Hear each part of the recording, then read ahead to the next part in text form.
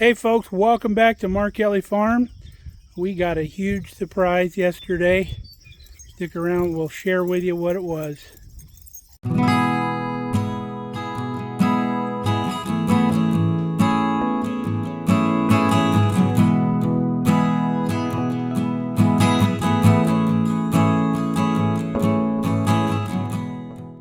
Well, looky there what we got yesterday.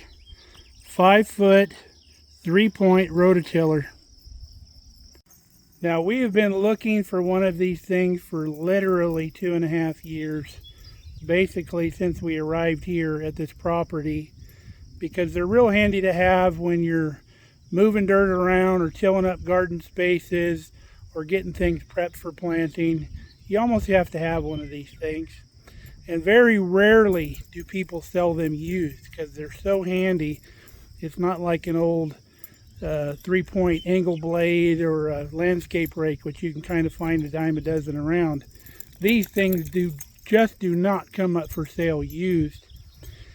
And when we first started looking at these, they were about $1,700 brand new there at Tractor Supply or our local farm store. And then COVID hit and prices doubled, and we were basically priced out of the market on this thing.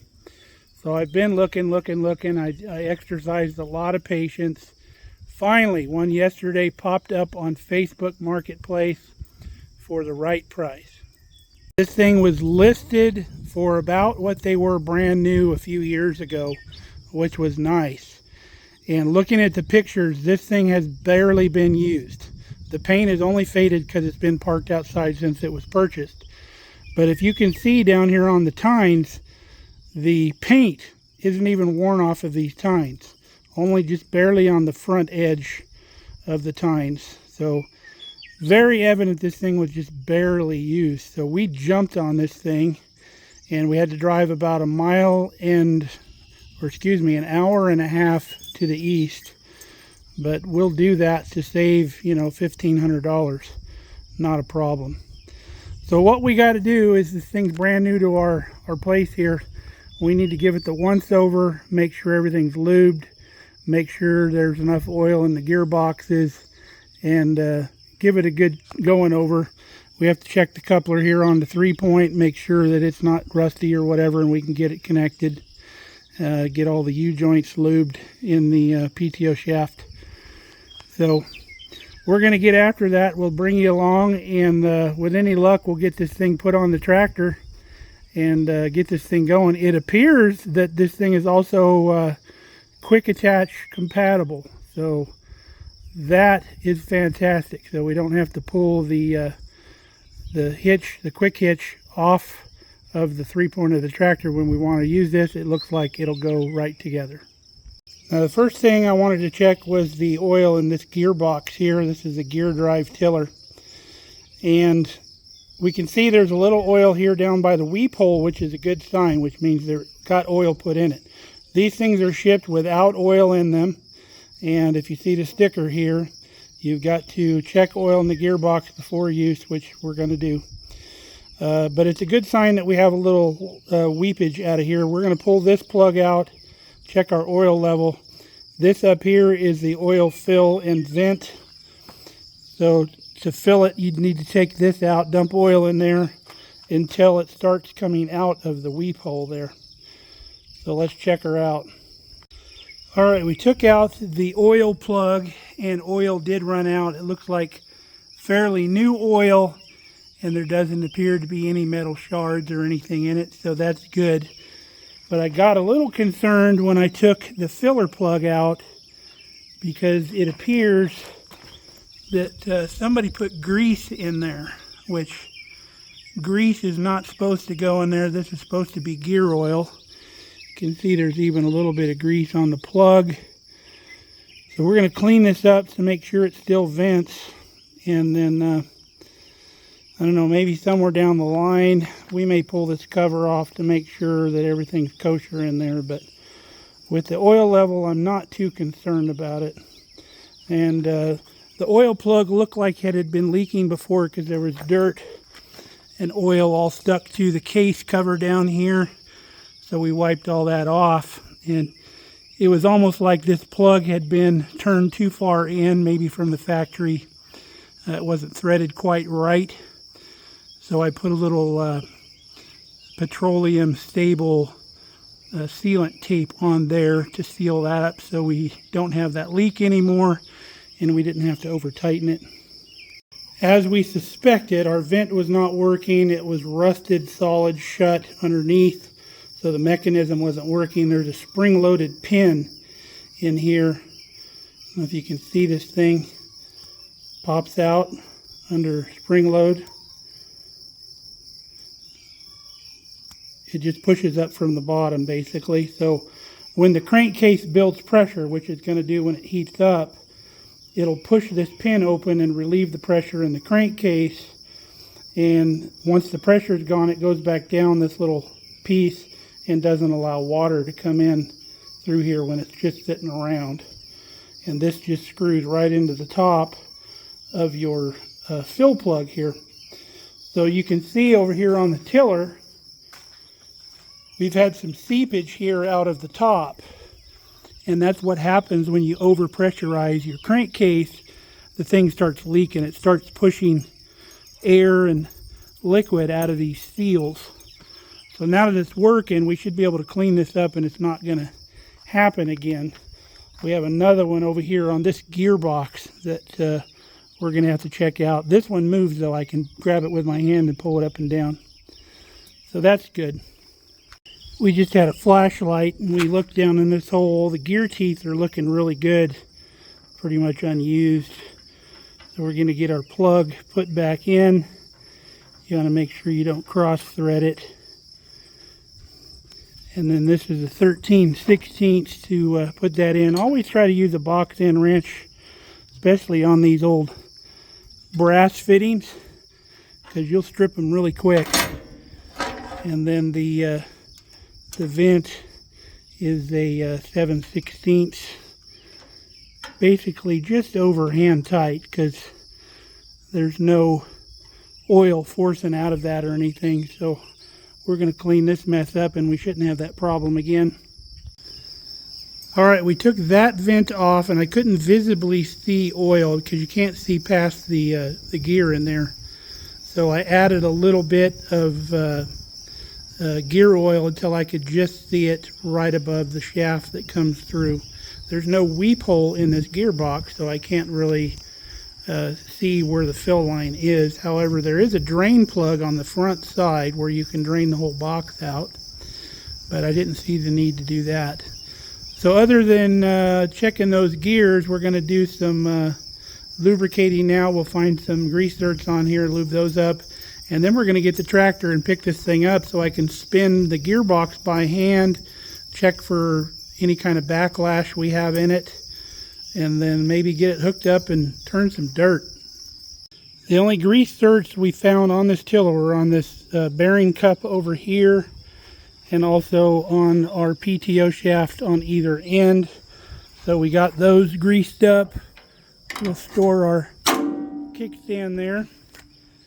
Now the other thing we did is we looked at our 3-point, or not a 3-point, but our PTO connection. We had some surface rust on here that we cleaned off, and then we took a wire brush to the inside of that with some WD-40, cleaned all the rust. We lubricated all the detent balls in here. There's 3 of them to get those freed up, so everything's working good here. And then on our PTO shaft on our tractor, we always keep the dust cover on that, so we won't have a problem there. So I also rotated this thing while we had it up, checking for backlash. You can see, let me give it a little spin here. See the tine spinning down there? We only got about 1/16 of an inch backlash, which is fine. But I rotated this around about 4 turns to check all the gear engagement or the teeth. You got to do more than 1 turn because you've got smaller gears on bigger gears. They're not 1 for 1. So it takes more than 1 rotation to get 1 rotation out of the bigger gears. But we'd go about 1/8 of a turn and we check the backlash, 1/8 of a turn, check the backlash, and we did that about 4 rotations. We don't seem to have any gear meshing problems, like there'd be missing teeth or something like that. This thing spins beautifully. I can just spin it by hand super easy. You can see the tine spinning down there. So we're real pleased. We're going to get the PTO shaft hooked up, and then we'll fire this thing. Got our PTO shaft hooked up, and I'm going to go on record to say that I absolutely hate these PTO guards. There's a time and place for them, but I've been around tractors long enough to know it's stupid to get off of this tractor when it's running and get around any of this moving equipment. So it serves no purpose for me because I don't do dangerous things. But they dumb this stuff down for everybody and not just the people that need the protection that makes stupid mistakes. So the very first chance I get, once we unhook this tiller, this guard is coming off. It makes it almost impossible to get at that coupler. Now the other thing we got going on is this coupler is not supposed to spin, so you have these chains hooked to the coupler, and there's supposed to be two of them. There's supposed to be one for this sleeve and one for this sleeve because they go inside of each other. Well, the one for this sleeve has broke off, so if I use the one for this sleeve, this one's probably going to spin, and it's going to create heat friction inside of here and probably fuse this whole thing together once it gets hot, or melt it down. So I don't want that. So we're going to remove this front chain as well, so that thing will just spin with the PTO shaft and not create any heat here. And like I said, first thing, that shaft cover is coming off. Now I need to give you this disclaimer: that is a safety item on that tractor, and anytime you remove a safety item, there's danger involved in that. But don't do dumb things. If you're anywhere off the tractor when that's spinning, stay back away from it. Make sure your parking brake's set and all that, and you're not going to cause yourself a problem. People around PTO shafts, that's a bad combination.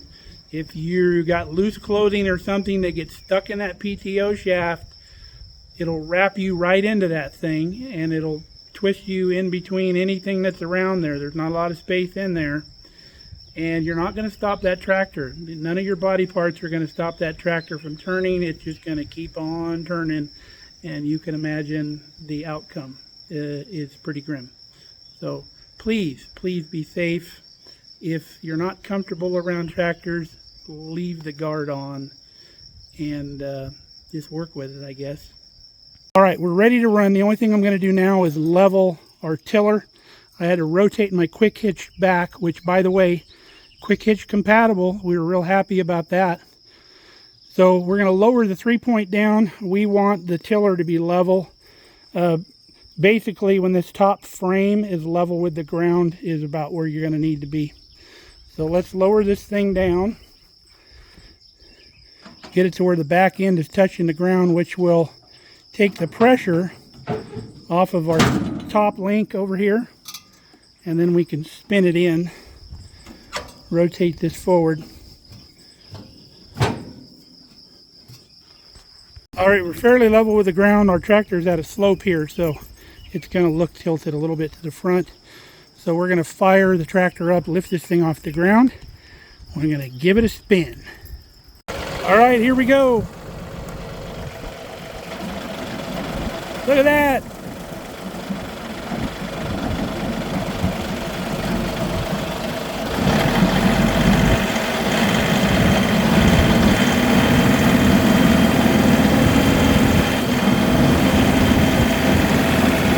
All right, that's 540.